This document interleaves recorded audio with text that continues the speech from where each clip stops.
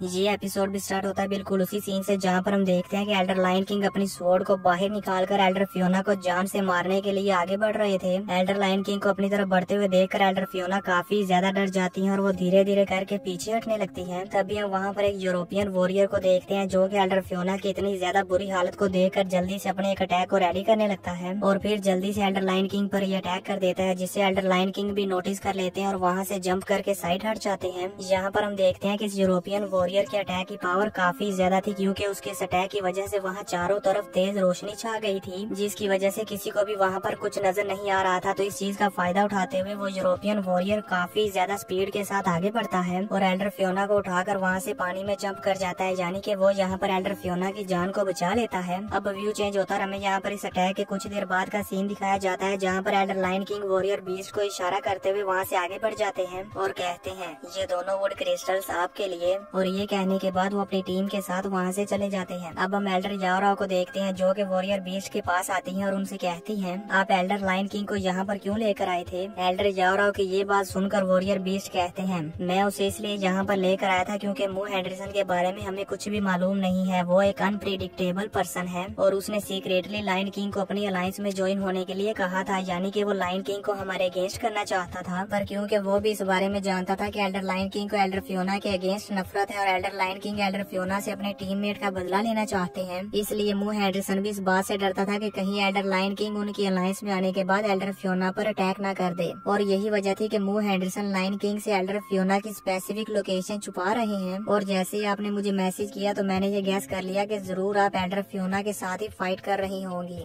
जिसके बाद मैंने आपके कोऑर्डिनेट्स को फॉलो करते हुए फियोना की लोकेशन को ढूंढ लिया। यही वजह है कि मैं लायन किंग को भी यहाँ पर ले आया। वॉरियर बीस्ट की ये बात सुनकर एल्डर याओराओ सारी बात समझ जाती है और फिर उनसे पूछती है ईस्ट साइड जो वुड क्रिस्टल है उनके बारे में आपका क्या ख्याल है। ये सुनकर वॉरियर बीस्ट कहते हैं कि मैंने इन वुड क्रिस्टल्स के बारे में लायन किंग के साथ डील की थी कि मैं फियोना की लोकेशन को ढूंढने में उसकी मदद करूंगा और जैसे ही मैं फियोना को उसे ढूंढ कर दे दूंगा तो फिर वो इन वुड क्रिस्टल्स को लेकर हमारे साथ कभी भी फाइट नहीं करेगा, यानी कि अब वो हमारे एक्सट्रीम मार्शल हॉल के साथ कभी भी इन वुड क्रिस्टल्स के मामले में फाइट नहीं करेगा। वॉरियर बीस्ट की ये बात सुनकर एल्डर याओराओ भी समझ जाती है कि इन्होंने बिल्कुल ठीक किया और अब वो अपने हंटर को यूज करते हुए वहाँ पर मौजूद उन दोनों वुड क्रिस्टल्स को पकड़ लेती है और अपने पास ले आती है, जिसके बाद वो उन दोनों वुड क्रिस्टल्स में से एक वुड क्रिस्टल वॉरियर बीस्ट को दे देती है और फिर परेशान होते हुए कहती है हमें लुओ फेंग, वॉरियर फ्रॉस्ट और बाकी सभी एल्डर्स के बारे में कुछ भी मालूम नहीं है कि वो लोग किस सिचुएशन में हैं। एल्डर याओराओ के ये कहते साथ ही व्यू चेंज होता है। हम लुओ फेंग को देखते हैं जो कि अपने फ्लाइंग नाइफ्स को यूज करते हुए एल्डर ये साइड पर अटैक कर रहा था और यहाँ पर एल्डर ये साइड भी फेंग के सभी फ्लाइंग नाइफ्स को डॉज करने के बाद जल्दी से फेंग पर अटैक कर देते हैं, जो देख कर फेंग भी एकदम से हैरान हो जाता है और फिर जल्दी से अपनी लाइन लैटरिंग स्वॉर्ड को यूज करते हुए एल्डर ये साइड के सभी फ्लाइंग वेपन्स को दूर छटक देता है। ये देखकर लुओ फेंग जल्दी से अपनी लाइन लैटरिंग स्वॉर्ड को यूज करते हुए एल्डर ये साइड के सभी फ्लाइंग वेपन्स को रोकने लगता है और साथ ही साथ उन्हें डॉज भी कर रहा था।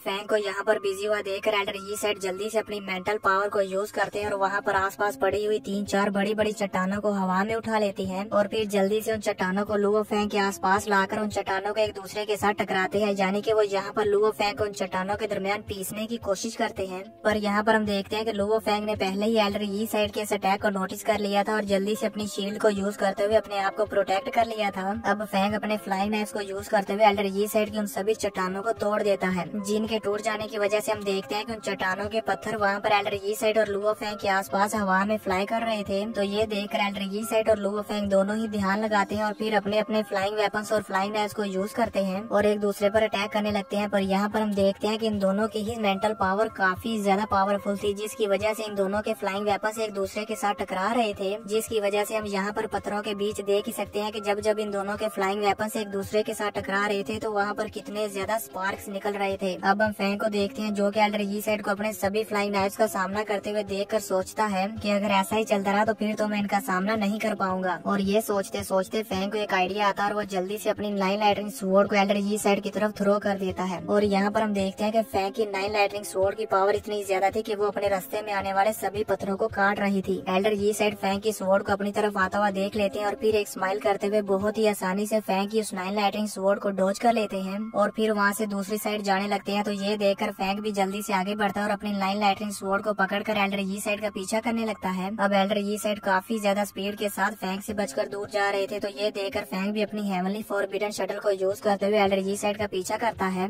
पर जैसे ही फैंक को मालूम होता है कि एल्डर यी साइड तो यहाँ से बचकर भागना चाहते हैं, तो ये देखकर फैंक अपने सभी फ्लाइंग नाइफ्स को यूज करता है और एल्डर यी साइड पर अटैक करने लगता है। तो ये देखकर एल्डर यी साइड भी जल्दी से पीछे की तरफ घूमते हैं और अपने फ्लाइंग वेपन्स को यूज करते हुए फैंक पर अटैक कर देते हैं, जिसकी वजह से यहाँ पर हम देखते हैं कि लुओ फैंग और एल्डर यी साइड इन दोनों के फ्लाइंग वेपन्स एक दूसरे के साथ टकराते हैं। ये देखकर फैंग अपने मन में सोचता है कि एल्डर यी साइड सिर्फ 12 फ्लाइंग नाइफ्स को कंट्रोल कर सकते हैं, जबकि मैं 16 फ्लाइंग नाइफ्स को कंट्रोल कर सकता हूँ और यहाँ पर मेरे 4 एक्स्ट्रा फ्लाइंग नाइफ्स को यूज करने की वजह से मुझे काफी ज्यादा फायदा होगा, क्योंकि इससे मैं एल्डर यी साइड पर अटैक कर पाऊंगा। ये कहते साथ ही फैंग जल्दी से अपने 4 एक्स्ट्रा फ्लाइंग नाइफ्स को यूज करते हुए एल्डर यी साइड पर अटैक करने लगता है। तो एल्डर यी साइड भी फैंग के उन फ्लाइंग नाइफ्स को अपनी तरफ आता हुआ देख लेते हैं और फिर वो जल्दी से अपने फ्लाइंग वेपन्स को कंट्रोल करते हुए उनमें से एक लेजर बीम छोड़ते हैं। यहाँ पर हम देखते हैं कि एल्डर यी साइड के इन फ्लाइंग वेपन्स में से निकली हुई ये लाइट लेजर बीम इतनी ज्यादा फास्ट और पावरफुल थी कि जैसे ही फैंग के ये 4 फ्लाइंग नाइफ्स एल्डर यी साइड पर लगने ही वाले थे, तभी वो लाइट आकर फैंग के इन चारों फ्लाइंग नाइफ्स को डिफ्लेक्ट कर देती है। यहाँ स्क्रीन पर आप सभी लोग देख ही सकते हैं कि एल्डर यी साइड के फ्लाइंग वेपन्स के अलावा उनके फ्लाइंग वेपन्स की लाइट ही कितनी ज्यादा पावरफुल है। सिर्फ यही नहीं, जैसे वो लाइट बीम फैंग के फ्लाइंग नाइफ्स को डिफ्लेक्ट करने के बाद पीछे जाकर चट्टानों के साथ टकराती है, तो वो चट्टानें भी टूट जाती है। ये करने के बाद एल्डर यी साइड फिर से जल्दी से अपने सभी फ्लाइंग वेपन्स को बुला लेते हैं और वहाँ से भागने लगते हैं। एल्डर यी साइड को वहाँ से बचकर भागता हुआ देखकर लुओ फैंग कहता है,